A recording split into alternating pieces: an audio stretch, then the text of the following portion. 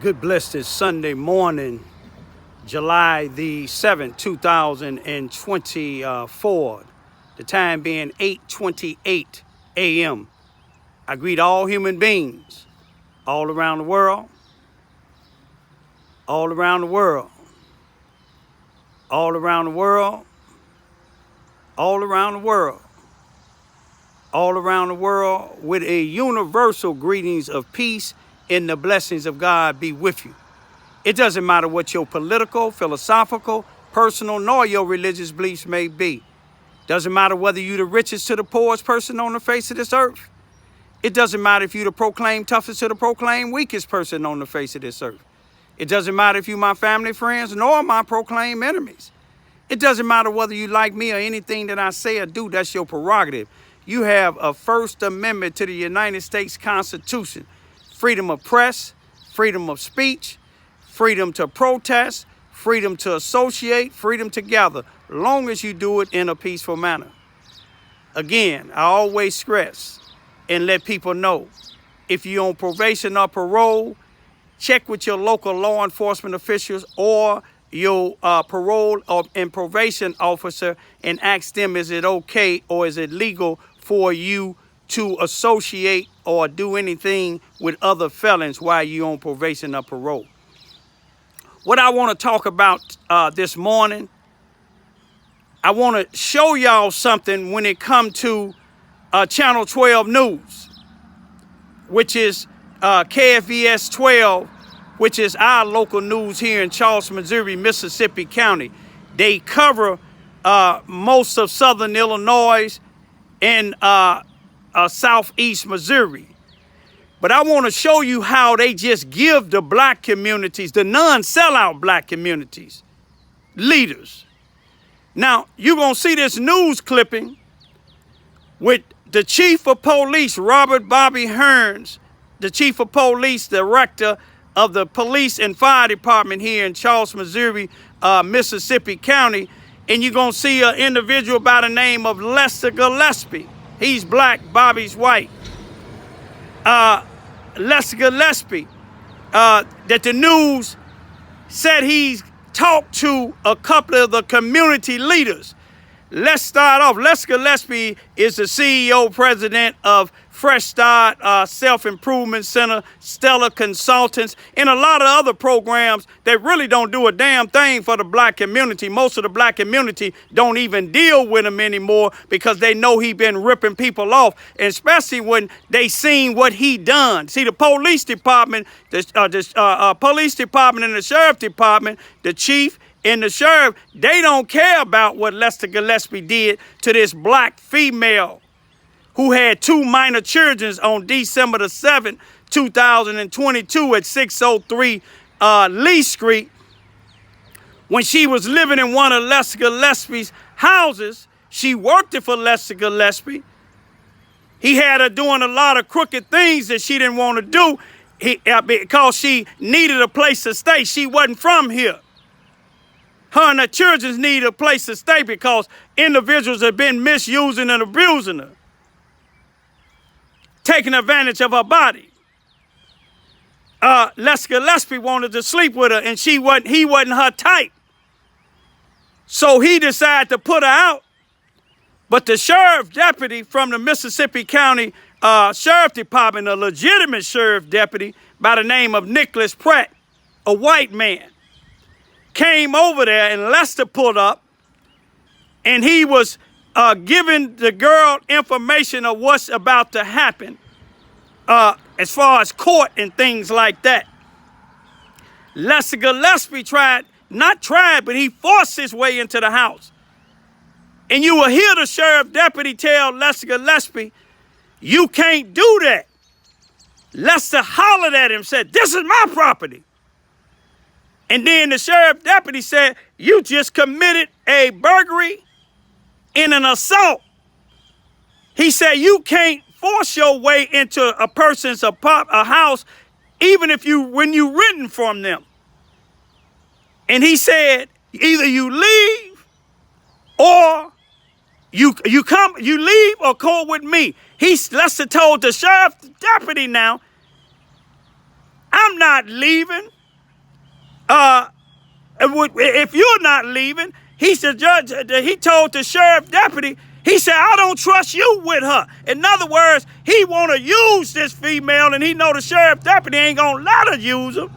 Let him use her. So he told the sheriff deputy, I don't even trust you. When the sheriff deputy handcuffed him, he said, I can call Brent Farrow. Brent Farrow is running next month for another 4 terms as the sheriff of Charleston, Missouri, Mississippi County. Somebody need to get up and run against him. Because anytime his sheriff deputy handcuffed Lester for a burglary and an assault on a black female, I don't care if it's a white female, and terrified her 2 children, and you get rid of the report, the deputy did the right thing. He quit because he didn't take that type of oath. But I want to show you, here it is, the news people say that they got 2 community leaders that they talk to. Number 1, Robert Hearns and Lester Gillespie don't live in the black community. Both of them, one is white, the other one is black. Both of them live in the white community. They talking about the violence. People shouldn't be able to, Robert Hearns said, people should be able to go out and associate and do things without being shot at or any violence. But what did he say about the violence that Lester Gillespie did to this girl? What did he say about what Lester Gillespie did to other people? He said a doggone thing. What about these other videos that I'm finna show y'all? Why didn't the Charleston, Missouri Housing Authority put a ban on Brian Austin Campbell, a white individual that was on 15 years probation for shooting at somebody in the next town, Sykes, Missouri? And he was on 15 years probation for that. But he was able to live in the projects.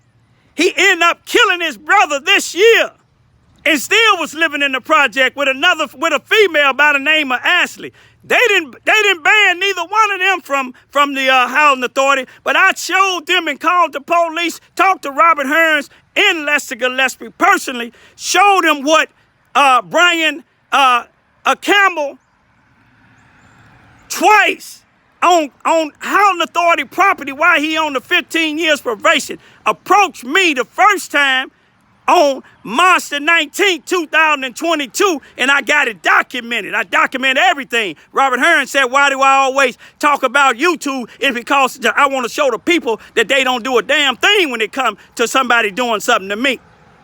But you will see Brian approach me. I'm in the streets, city streets, right by my house. Brian coming off the housing authority projects while on 15-year probation for shooting at somebody, and tell me to turn my camera off. I told him to make me do it. Do you live over here? Then on the 28th of March 2022, you will see him and a mob of individuals coming to try to attack me and my 2 minor children, but we stood our ground. The police didn't do nothing. The sheriff department didn't do nothing. You know what it took to get Brian Austin Brown off the streets? The Missouri State Highway Patrol got him. Now he in jail for murder. But he was threatening me. They didn't care. The Charleston, Missouri police chief and the Mississippi County, Charleston, Missouri, Mississippi County sheriff, they didn't care. They was hoping he did something to me that they don't know. I'm trained to drop you. I don't hit the wrong person. When you come threatening me, I don't care who you is. Do y'all understand that? I ain't scared of no gang members. I ain't scared of no Ku Klux Klan. I ain't scared of no police. I ain't scared of no judge. The only thing I fear is God. Y'all got me mixed up. You better ask somebody. Anytime I had to drop somebody, I turned myself in because I know I was defending myself. But y'all watch these videos. How is the news people gonna say that they community leaders and they don't live in the damn black community? They don't do a damn thing in the black community. Only thing Lester doing in the black community is make money, and then him and his wife and daughter take their greedy asses back down on North Main Street. You see what I'm saying? Where they live, 99.99% white people. They don't live in the black community. They don't do a damn thing for the black community. The money, the things that they doing for the kids is government money, government grant money that they getting. Once them damn programs close down, you don't see them in the black community. Y'all watch these videos. Y'all just watch them. Conspiracy. How tough Brian is. If he that meek to me by myself when he went in that Mississippi County jail, you know what they did when they dropped his stuff, when they had to drop his clothes. Y'all know what happened. Peace be still. Today happened to be Friday, April the 1st, 2022. It's about 7:10 p.m. I just want to show y'all a little something.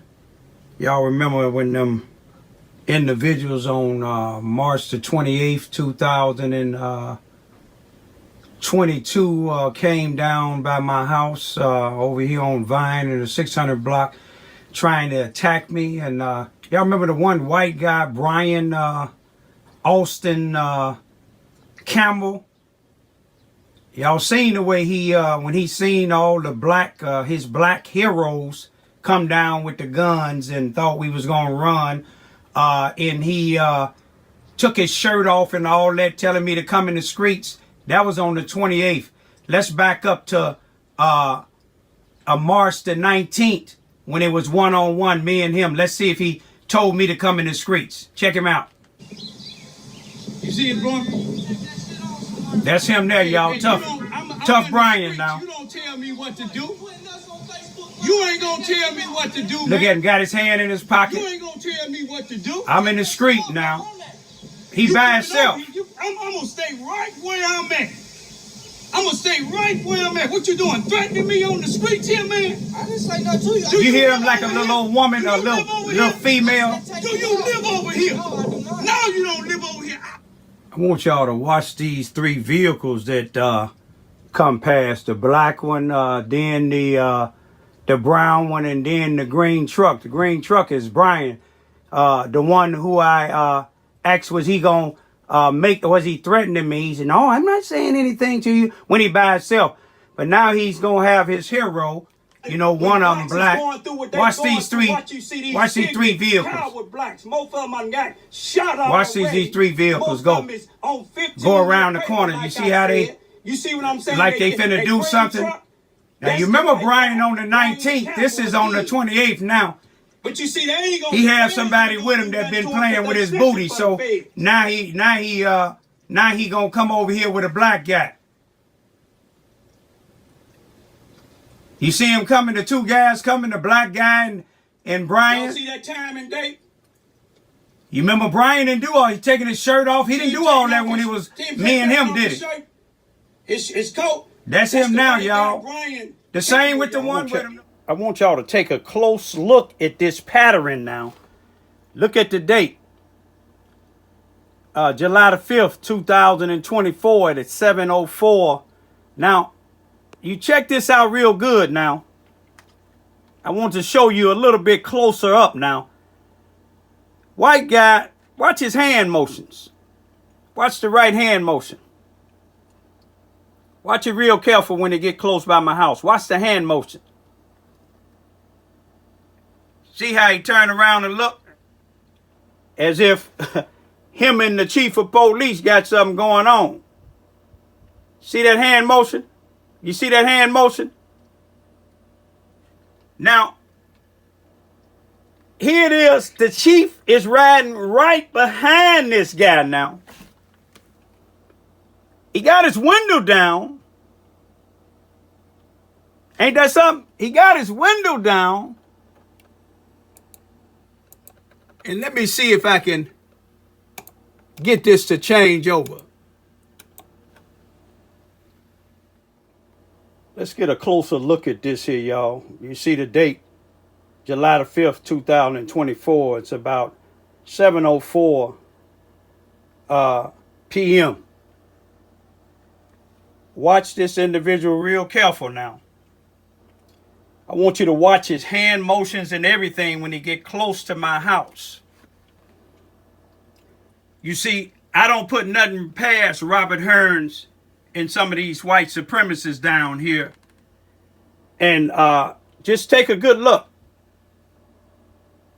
Watch the hand motion. You see the hand motion when he got towards my house? You see who riding right behind him? Ain't that something, y'all?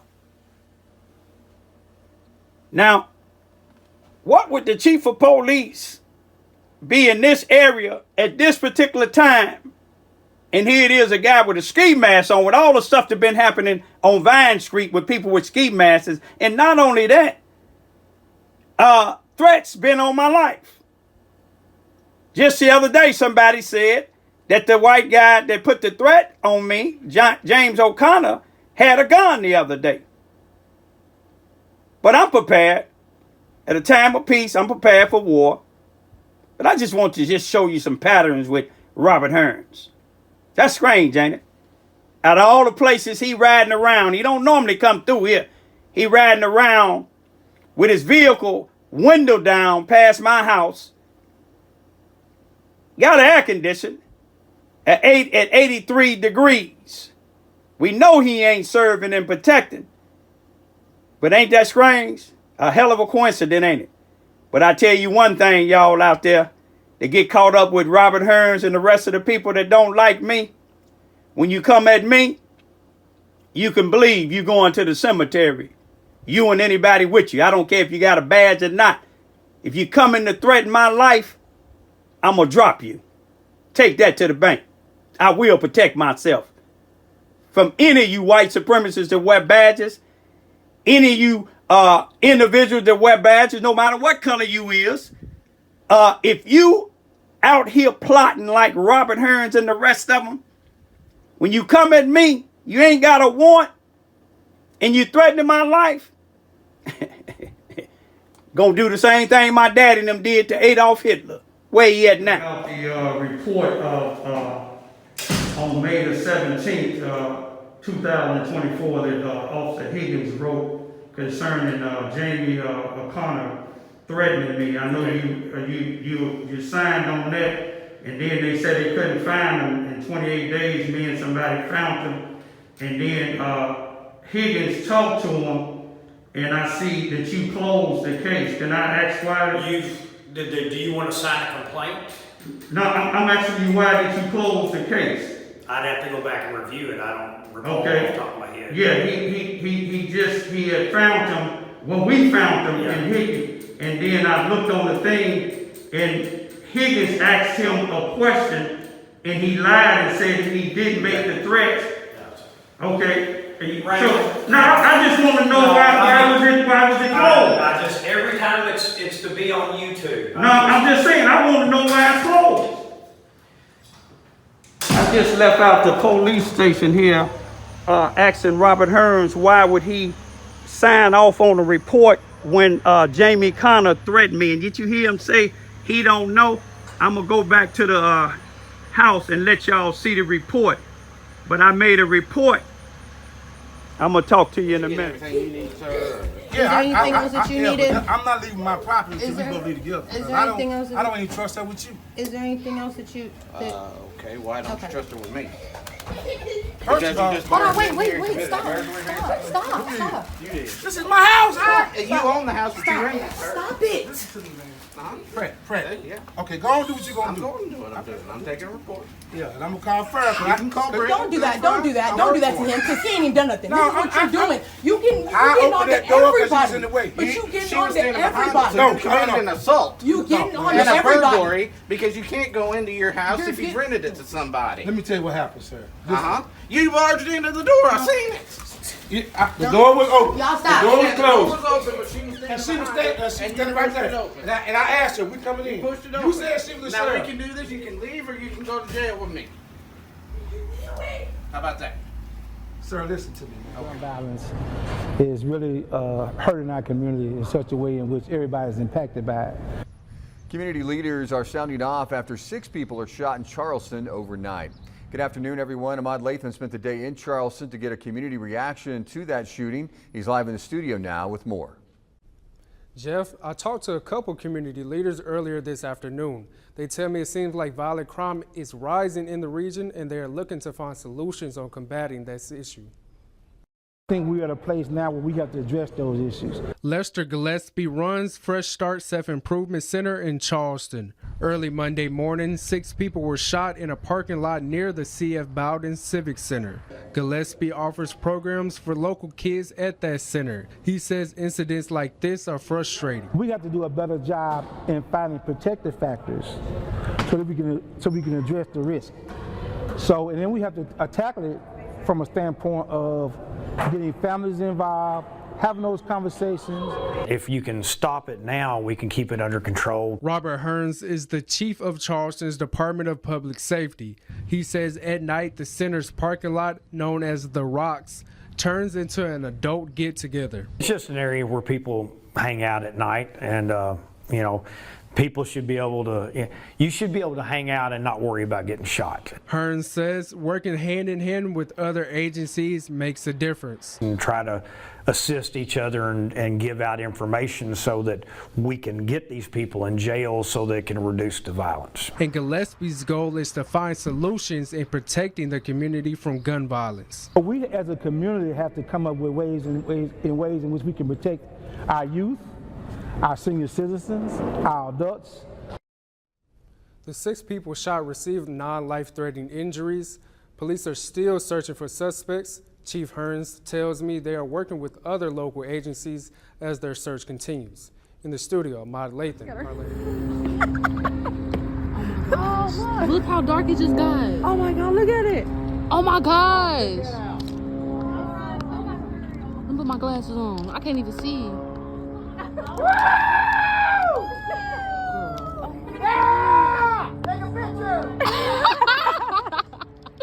Oh my gosh. Look, look. Like, I'm not going blind. My fucking phone ain't blowing.